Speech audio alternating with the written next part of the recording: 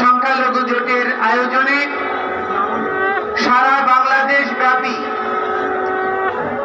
5ই আগস্টের পরে যে নির্মম নির্যাতন, মঠ মন্দিরে হামলা, ভাঙচুর, অগ্নিসংযোগ এবং লুণ্ঠন ঘটনা প্রবাহ অদ্যাবধি চলছে, রাষ্ট্রযন্ত্রে সনাতনী বা সংখ্যালঘুদেরকে যেভাবে টার্গেট করা হচ্ছে, এই সব ঘটনাবলীর নিরসন কল্পে বৈষম্যহীন একটি জাতি রাষ্ট্রে সনাতনীরা গর্বিত উত্তরাধিকার হিসেবে বেঁচে থাকার জন্য পরবর্তী প্রজন্মকে অনুপ্রেরণাদায়ী একটি সুন্দর দেশ উপহার দেওয়ার জন্য সম্মিলিত সংখ্যালঘু জোট আজকের যে সভা আহ্বান করেছে, এই সভায় আমি প্রথমে কৃতজ্ঞতা বলে স্মরণ করতে চাই শ্রীমান ডক্টর মহানবব্রত ব্রহ্মচারীকে,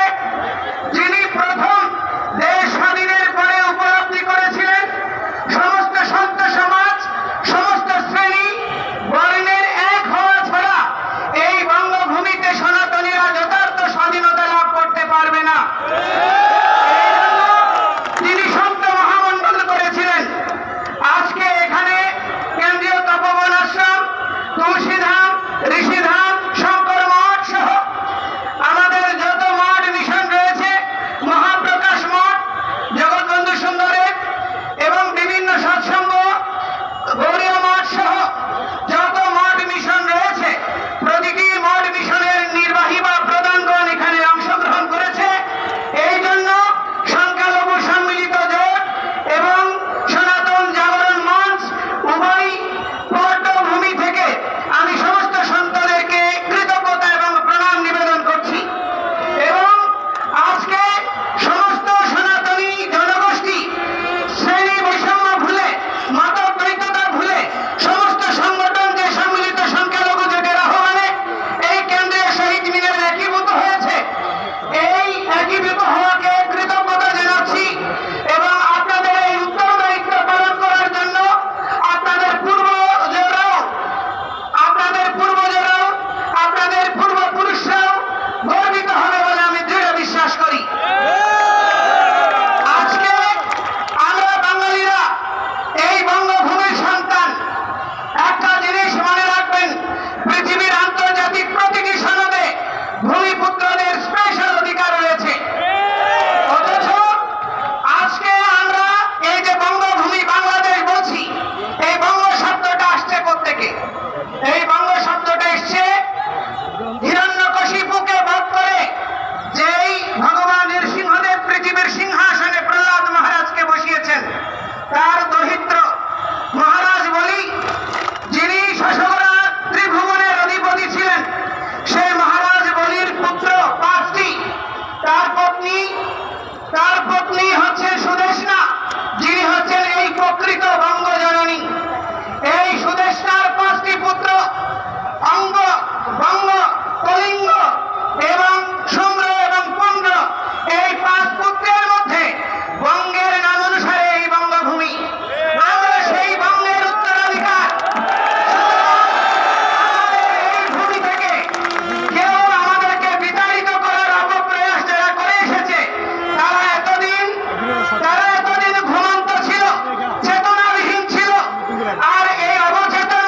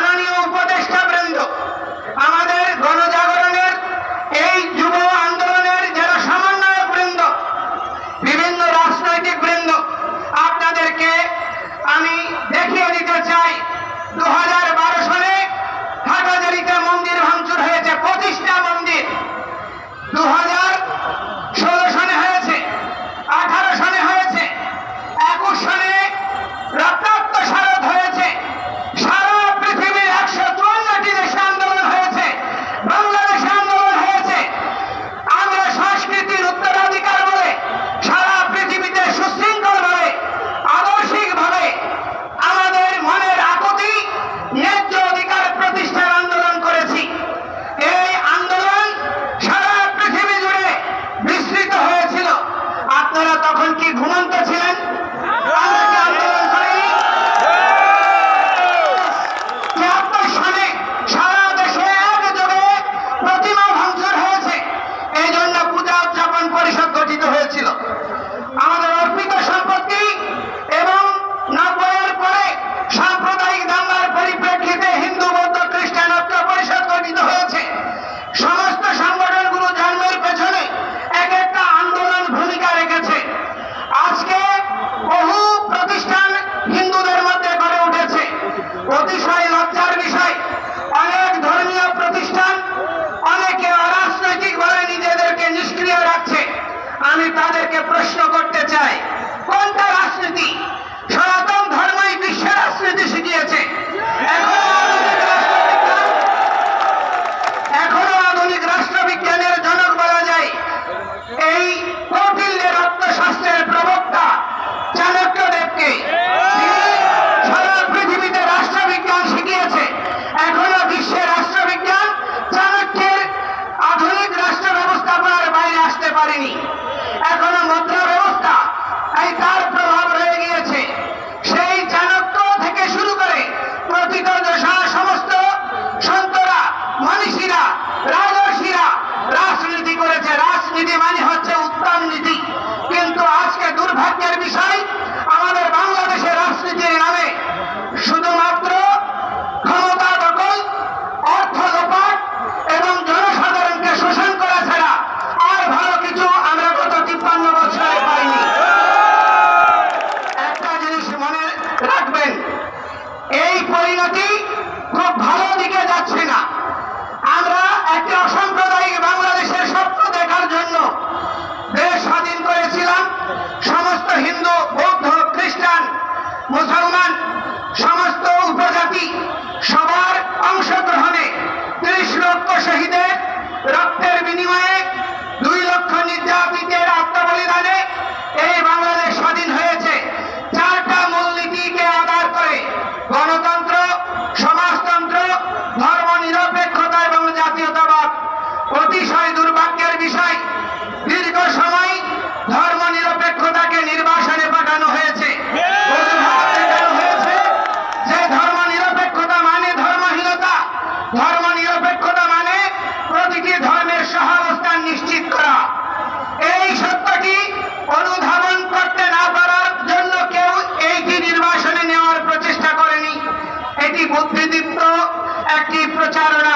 বাংলাদেশে তথাকথিত সুশীল সমাজ, তথাকথিত জ্ঞানীরা এবং তথাকথিত কিছু মিডিয়ার যৌথ প্রচারণায় ধর্ম নিরপেক্ষতাকে ধর্মহীনতা হিসেবে উপস্থাপনের প্রচেষ্টা হয়েছে, যার ফলশ্রুতিতে আজকে বাংলাদেশ স্বাধীনতার পরে 53 বছর হয়ে গিয়েছে, বাঙালি জাতি একটি আদর্শিক ইতিহাস তৈরি করতে পারেনি। বাঙালি জাতি একটি প্ল্যাটফর্ম তৈরি করতে পারেনি। বাঙালি জাতি জাতীয়তাবোধকে বিকশিত করার জন্য একটা সুষ্ঠু পদক্ষেপ গ্রহণ করতে পারেনি। এটি আমাদের জন্য লজ্জার, ভবিষ্যৎ প্রজন্মের জন্য আতঙ্কের। এই জন্য এই আতঙ্কের নিরসন হওয়া জরুরি।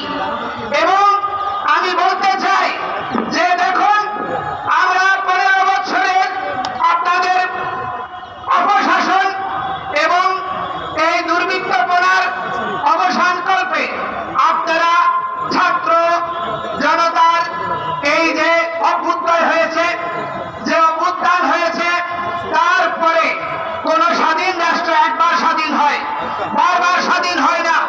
কিন্তু এই স্বাধীনতা কেন আমরা ধরে রাখতে পারিনি? এই দেশে কেন সাম্প্রদায়িকতা, দুর্নীতি, ক্ষমতা লিপ্সু মানসিকতা বিকশিত হয়েছে? এর জন্য দায়িত্ব কোন রাজনৈতিক দল এড়াতে পারে না। আমি আপনাদেরকে বলতে চাই, এর জন্য কোন শিক্ষাবিদ এড়াতে পারে না। কারণ আমাদের প্রত্যেকের মধ্যে লেজুর বৃত্তির মানসিকতাই আজকের এই বিপর্যয় নিয়ে এসেছে। ছাত্র জনতাকে মাঠে নামতে হয়েছে।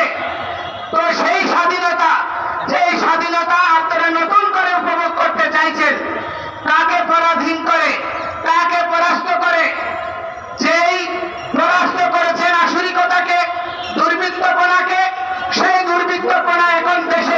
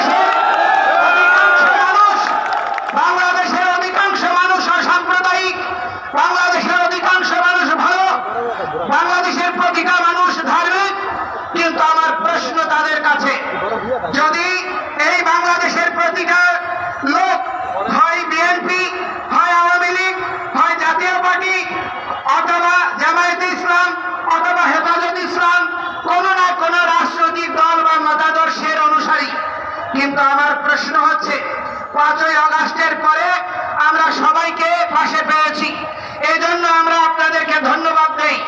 কিন্তু আমাদের কোন হিন্দুরা মনের সাহস নিয়ে দৃঢ়তার সঙ্গে যে কথাটি বলতে পারেনি, জামায়াতে ইসলামের আমিরে জামায়াত তিনি বললেন যে কোন মুসলমান পাহারা দিয়ে নামাজ পড়ে না, কোন মুসলমানের মসজিদ পাহারা দিতে হয় না। তাহলে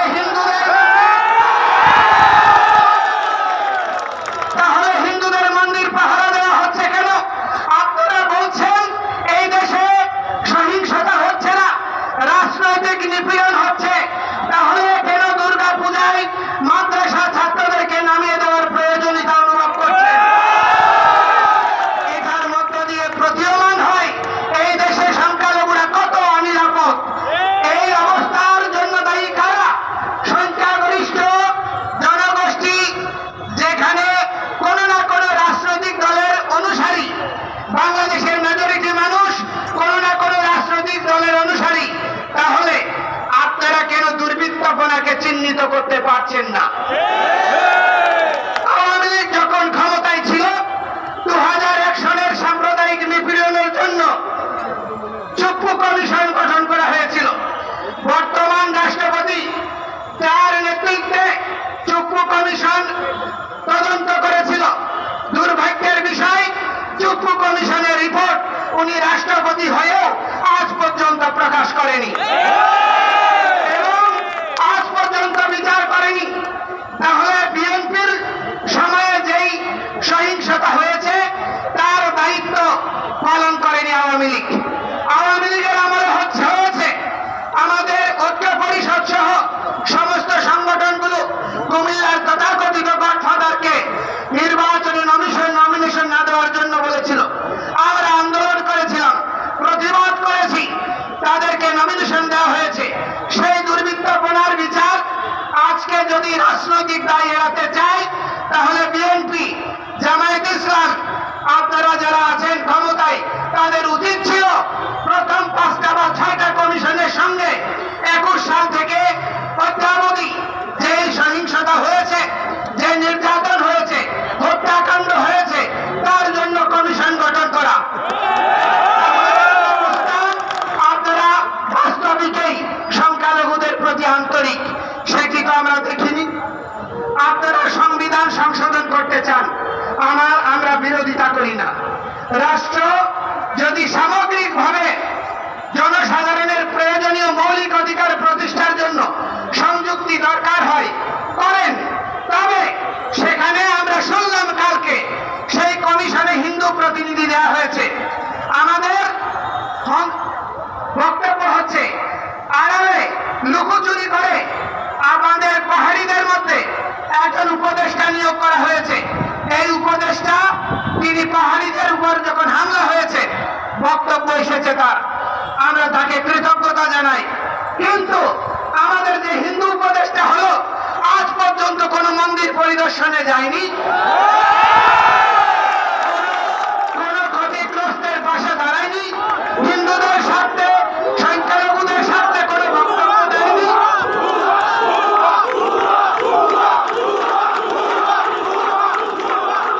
আজ পর্যন্ত তার কোনো দৃশ্যমান পদক্ষেপ আন্দোলনরত কর্মীদের সঙ্গে আলোচনা করতে দেখিনি।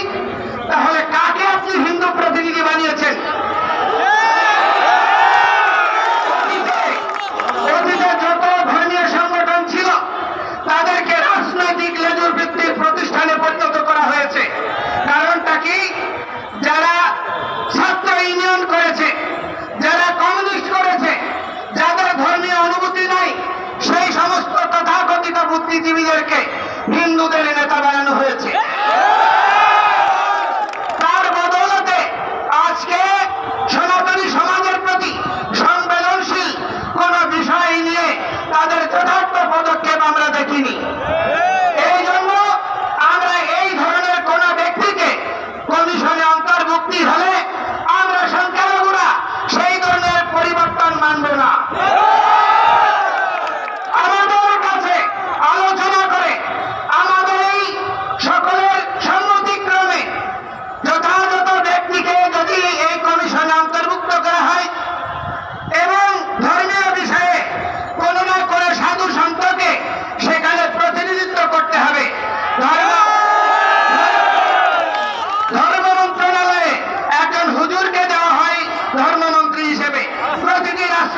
আকারে, তাহলে হিন্দুদের প্রতিনিধিত্ব করার জন্য অবশ্যই অরাজনৈতিক এবং ধর্মীয় ব্যক্তিত্বের উপস্থিতি আবশ্যক। এবং আমরা বলতে চাই, সেই ধরনের পরিকাঠামো এবং সেই ধরনের মানসিকতা আমাদের প্রতি আপনাদের আন্তরিকতাকে প্রমাণ করবে। আমরা কথাই নয়, কাজে বিশ্বাস করতে চাই। 53 বছর বঞ্চিত হয়েছি, বহু বছর মাঝে নেমেছি। এখন সমস্ত সাধুরা ধ্যান তপস্যা ছেড়ে, মঠ মন্দির ছেড়ে তারা রাস্তায় নেমেছে। আমাদেরকে হুমকি দেওয়া হচ্ছে বোমা হামলা, আমাদেরকে হুমকি দেওয়া হচ্ছে হত্যা, আমাদেরকে হুমকি দেওয়া হচ্ছে জেলে নেওয়ার। এই ধরনের হুমকি ধামকিতে, দেশ ত্যাগের হুমকিতে আমাদেরকে দমিত করা যাবে না।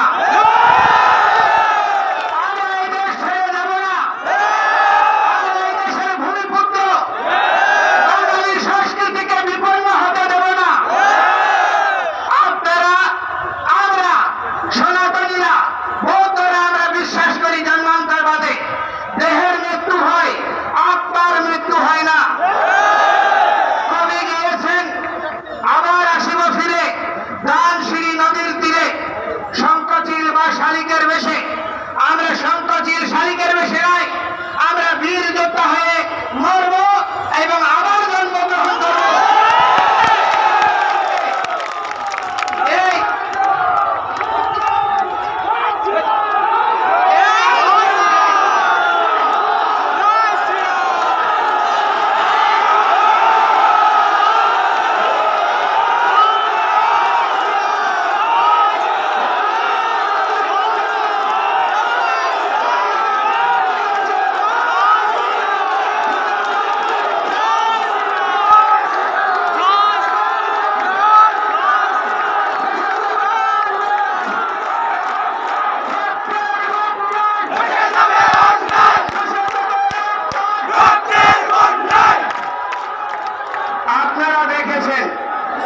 আপনারা মা ভগবতী দুর্গার পূজা করছেন।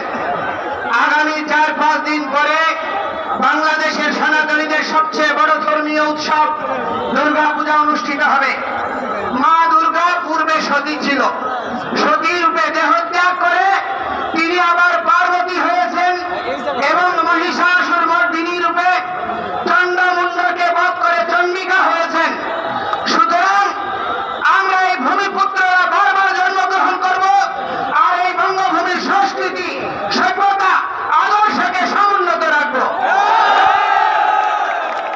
যারা স্থৈর্যতাবশত, লেজুর বৃত্তিবশত আমাদের এই আন্দোলনকে রাজনৈতিক ট্যাগ দিতে চায়, আমি তাদেরকে বলতে চাই, আমরা বিভিন্ন পর্যায়ে আলোচনা করেছি।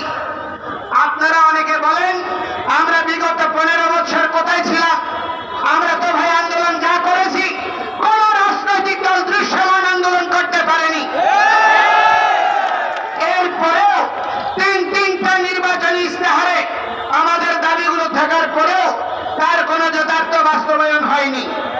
আমাদেরকে প্রত্যেকটি সরকার বিমাতা সুলভ আচরণ করেছে এবং তারা সকলে আমাদেরকে আশার মূলা ঝুলিয়েছে, কিন্তু বাস্তবে দৃশ্যমান কোন পদক্ষেপ দেখিনি।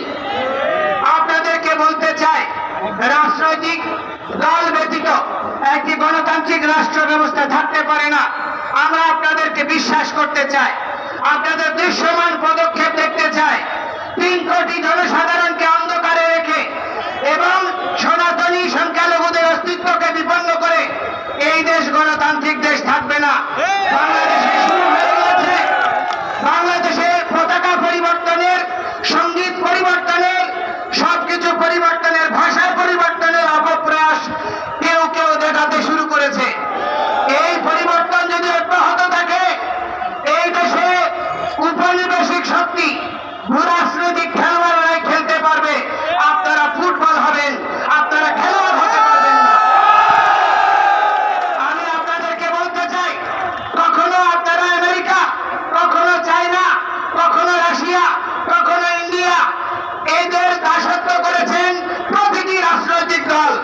আর হিন্দুরা আন্দোলন করলে তাদেরকে ইন্ডিয়ান ট্যাগ দেবেন, তাদেরকে আওয়ামী লীগের ট্যাগ দেবেন।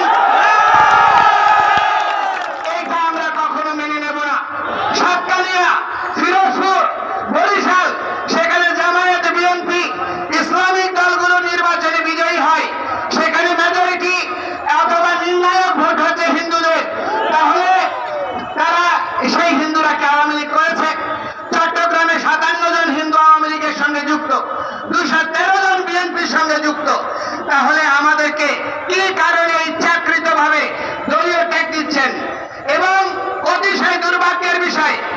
একজন সমন্বয়ক বলল আমরা দুর্গতি ডেকে এনেছি হিন্দুরা নৌকাকে ভোট দিয়ে।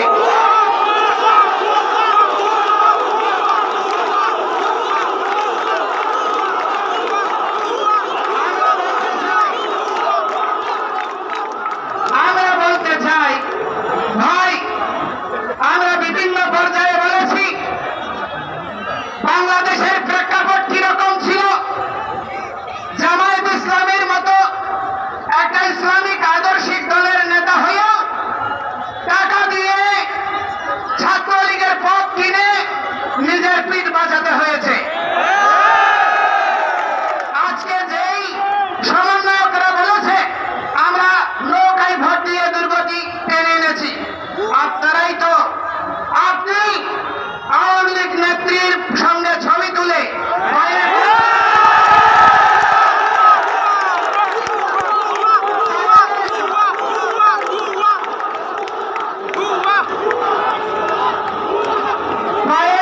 পায়ে কদম গুছি করে ছাত্রলীগের পথ দিয়ে দলীয় কর্মকাণ্ড করে আজকে আপনি হয়ে গিয়েছেন আওয়ামী বিদ্বেষী, অথবা আপনি হয়ে গিয়েছেন গণজাগরণের অভ্যুত্থানের নায়ক।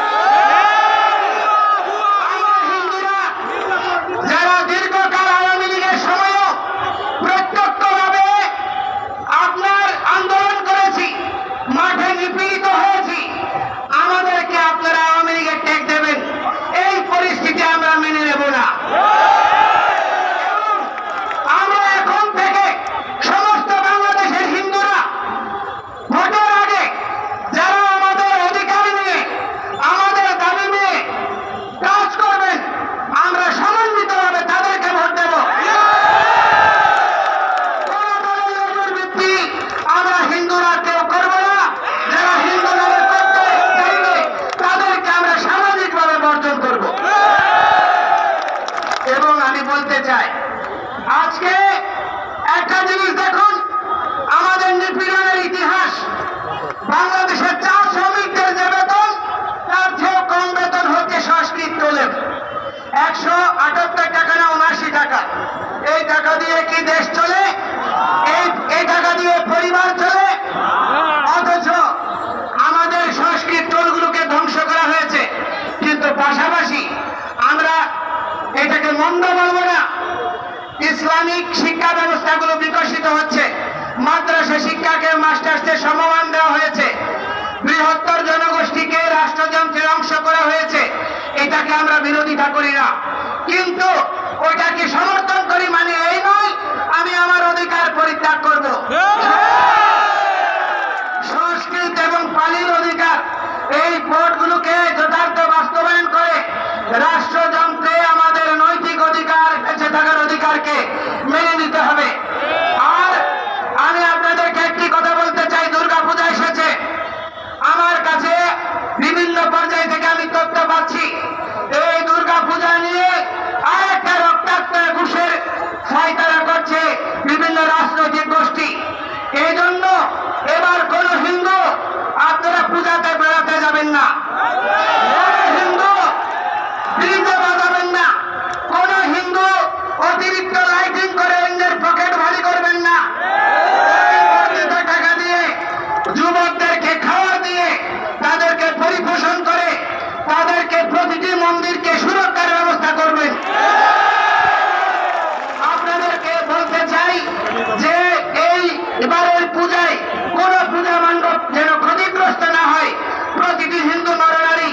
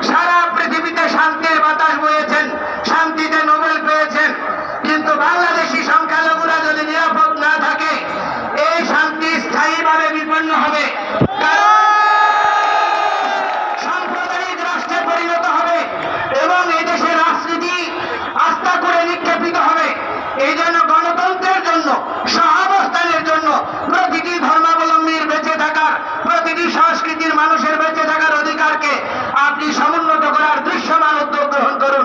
আমরা আপনার সঙ্গে থাকবো এবং প্রগতিশীল একটি দেশ বিনির্মাণে সনাতনীরাও বলিদান দিয়েছে, অতীতে ছাত্র আন্দোলনেও দিয়েছে, ভবিষ্যতেও দেবে। কিন্তু আমাদের ন্যায্য অধিকারকে, ন্যায্য দাবিকে, ন্যায্য আন্দোলনকে বিপদগ্রামী করবেন না, বিভ্রান্ত করবেন না।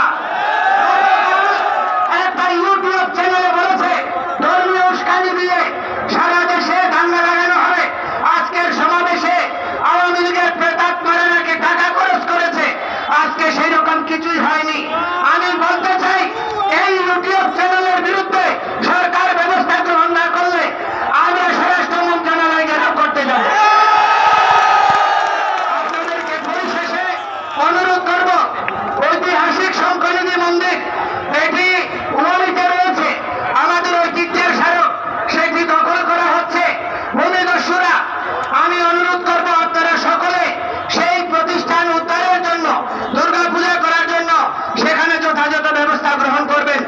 এবং আমি পরিশেষে আপনাদের সকলকে বলবো, আপনারা যে এখানে নবজাগরণের অভ্যুদয় ঘটিয়েছেন, সাধু সন্তরা এই আন্দোলনের শিরোভাগে থাকবে। ছাত্ররা তারা এই আন্দোলনের যোদ্ধা, আর পেশাজীবীরা তারা আমাদের পরিপোষক। আমরা সম্মিলিতভাবে এগিয়ে যাব। কোন বিভক্ত হওয়ার কোন ধর্মীয় সংগঠন অথবা কোন সনাতনী নাম ব্যবহার করে কোন আপনার যদি প্রতিষ্ঠান এই আন্দোলনে যোগদান না করে, নিষ্ক্রিয় ভূমিকা পালন করে, তাদেরকে সামাজিকভাবে বর্জন করুন। আমরা প্রথমত হিন্দু, আমরা আর্যপুত্র, আমরা সনাতনী, আমরা বঙ্গ সন্তান। সুতরাং কোনোভাবেই আমাদের ন্যায্য অধিকার চাওয়াকে রাজনৈতিক টেক লাগাবেন না। আপনাদেরকে আবার বলতে চাই, অতীতে আমার মুসলমান ভাইদের আন্দোলনকে, ইসলামী আন্দোলনকে জিহাদি, জঙ্গি অথবা পাকিস্তানপন্থী টেক দিয়েছে। এই টেক দেওয়ার সংস্কৃতি আমি সবাইকে অনুরোধ করব, স্থায়ীভাবে বর্জন করুন, সম্মিলিত দেশ গঠন করুন এবং আমরা প্রগতির দিকে এগিয়ে যাব। এই অগ্রযাত্রায় আপনারা সবাই সঙ্গে থাকবেন তো? আপনারা এই আন্দোলন সমুন্নত রাখবেন তো? আমাদের ছাত্ররা, আমাদের ভাইয়েরা যে আত্মত্যাগ স্বীকার করছে, আপনার চট্টগ্রামে আমাদের জুয়েলাইস অজয় এদেরকে হত্যা মামলায় আসামি করা হয়েছে। তারা কোনো রাজনৈতিক দলের লোক ছিল না। আজকে পেশাজীবী হিসেবে দায়িত্ব পালন করতে গিয়ে রানা দাশগুপ্তের মতো একজন সংখ্যালঘু লিডারকে হত্যা মামলার আসামি করা হয়েছে। দেবদাস ভট্টাচার্যের মতো একজন নিরপেক্ষ লোককে 2 মাস চাকরি থাকা অবস্থায় তাকে পদচ্যুত করা হয়েছে। কি বার্তা দিতে চাইছেন? যে আপনারা দেশে সংখ্যালঘু শূন্য করবেন প্রশাসন থেকে, বিচার বিভাগ থেকে। আজকে আপনি দেখেন কোর্টে কোন হিন্দু বিচারপতি নাই, আপনার সচিবালয়ে হিন্দু শূন্য করার প্রক্রিয়া চলছে। প্রতিটি জায়গায় ডিসিতে একজন দেওয়া হয়েছে নামমাত্র। তো সেজন্য আমি আপনাদেরকে বলবো, সবাই আওয়ামী লীগ করে না রে ভাই। আপনারাও যারা বিপদে পড়ে, অনেকে আওয়ামী লীগ করেছেন, অনেকে দলীয় পরিস্থিতির শিকার হয়ে রাষ্ট্রযন্ত্রে পৃষ্ঠ হওয়ার ভয়ে কাজ করেছে, তাদেরকে আপন করে নিন, বিভক্তি ত্যাগ করে একটি সুন্দর দেশ বিনির্মাণ করুন। এই প্রার্থনা জানিয়ে আমি আমার বক্তব্য শেষ